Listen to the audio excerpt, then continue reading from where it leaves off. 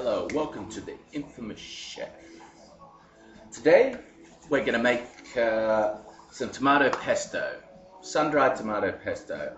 What you're going to need for this is sun-dried tomatoes, some nuts. I put in a bit of garlic, herbs, salt, pepper, olive oil, laughing. Now the sun-dried tomatoes I used are these type. You can get them in your local supermarket. They come in a 250-gram packet. They're a dehydrated sun-dried tomato. They're not like the ones that come in the oil. You can eat them as they are, but they're not so nice like that. If you've bought these before and you've tried to eat them just as they are, and you didn't find them so good, there's a reason for that. Because they're dehydrated. So what you need to do is take them, boil your kettle, cover them in water and let them sit for about 10 minutes. Then they come out like this, lovely and soft and ready to use. So yeah, anyway, before we get to that stage, we're going to need some garlic. So I've actually got 300 grams of those dried tomatoes. So 1 clove of garlic for every 100 grams I'm going to use. It depends, like a recipe is just a guideline. Fair enough, like when it comes to desserts, you cannot really alter the recipe too much because your dessert won't work so well. But when it comes to like savoury food and that type of thing, a recipe is a guideline. If you want to add something, you can. Feel free. But at the same time, there's some recipes that don't vary, you know, like hollandaise sauce, all that type of thing. But, you know, hollandaise sauce, you add tarragon and it becomes béarnaise sauce, you know. Like, if you really have a hankering for basil or something like that, you can throw some basil in there, if you like. But that's up to you. Anyway, for this, so we've got our garlic peeled, 1, 2, 3. Some fresh herbs. Now I'm going to sort of like use a herb de Provence sort of mix for this one. Parsley. Well, I've actually got a very extensive herb garden at home, so this has come straight out the garden. We'll just pick all the parsley. I love herbs, so this is going to be quite herby mine. Some rosemary. Now, rosemary is very pungent and strong in flavour, so I'm not going to use a whole lot of rosemary, just a little bit. Some basil, some fresh picked basil leaves. Some sage, some fresh picked sage leaves. This one's actually called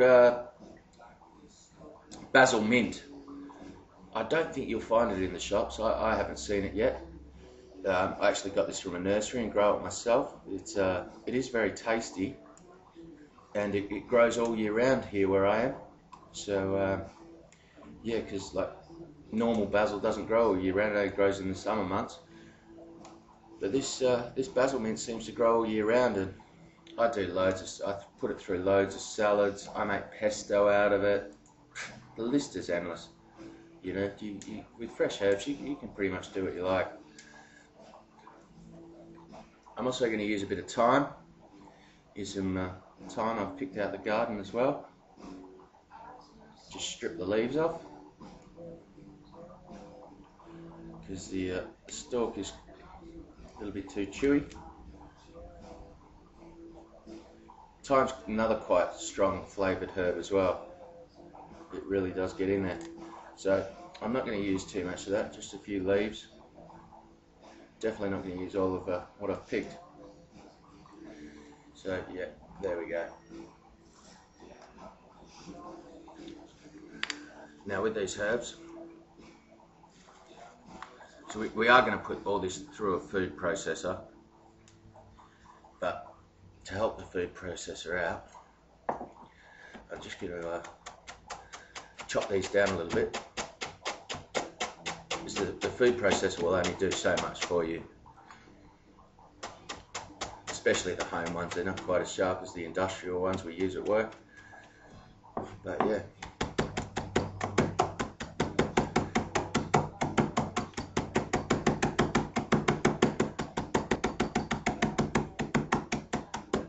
Come back here.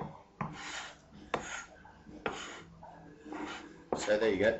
Just break them down roughly like that, you know, a few chops through.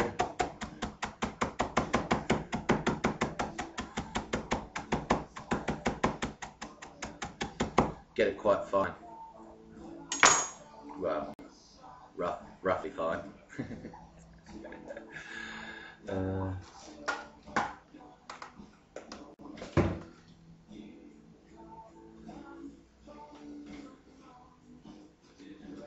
Now we're going to take our food processor.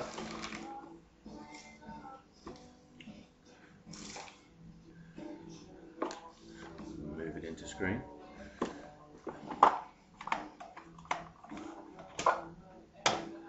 Just going to take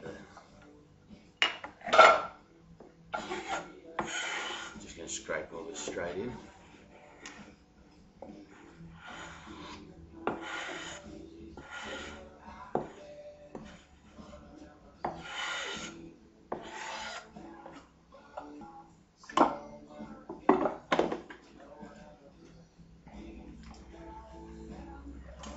Tomatoes.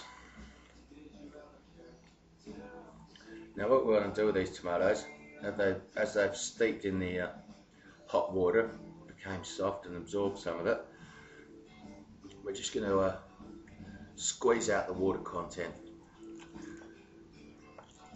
like so.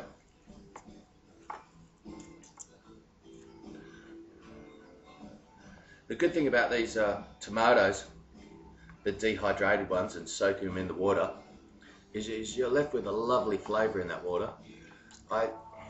There's a million uses you can use with that water. You know, you could throw it in with your gravy. You know, make gravy out of it, and you'll have a nice tomato-based gravy. I use it in risottos a lot. I also use this pesto through risottos. There's a million uses for this pesto. The list is endless, you know. Like, I snack on it just on bread, toast. Sometimes when I make pizzas, I use this as my tomato base for the pizzas. You know, a little bit on a steak. The list is endless. You know, toasted sandwiches, a bit of this in a toasted sandwich is sensational.